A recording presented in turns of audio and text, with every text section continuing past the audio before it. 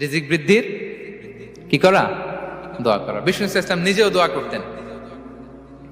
উম্মে সালামা রাদিয়াল্লাহু তাআলা আনহা, আমাদের আম্মা জান, তিনি বর্ণনা করেন রাসূল সাল্লাল্লাহু আলাইহি ওয়াসাল্লাম ফজরের সালাতের পরে সালাম ফিরিয়ে তিনি পড়তেন, আল্লাহুম্মা ইন্নী আসআলুকা ইলমান নাফিআ ওয়া রিজকান তাইয়্যিবা ওয়া আমালান মুতাকাব্বালা। আই রিপিট, আল্লাহুম্মা ইন্নী আসআলুকা ইলমান নাফিআ ওয়া রিজকান তাইয়্যিবা ওয়া আমালান মুতাকাব্বালা। প্রত্যেকদিন ফজরের সালাতের পরেই বিষ্ণু ইসলাম এই দোয়াটা পড়তেন, আল্লাহ তোমার কাছে আমি উপকারী জ্ঞান চাই, আল্লাহ তোমার কাছে আমি পবিত্র রিজিক চাই, আল্লাহ তোমার কাছে আমি কবুলযোগ্য আমল চাই, আমার আমলগুলো যেন কবুল হয়। এই দোয়াটা করতেন। এই দোয়াটা পড়বেন তো সবাই।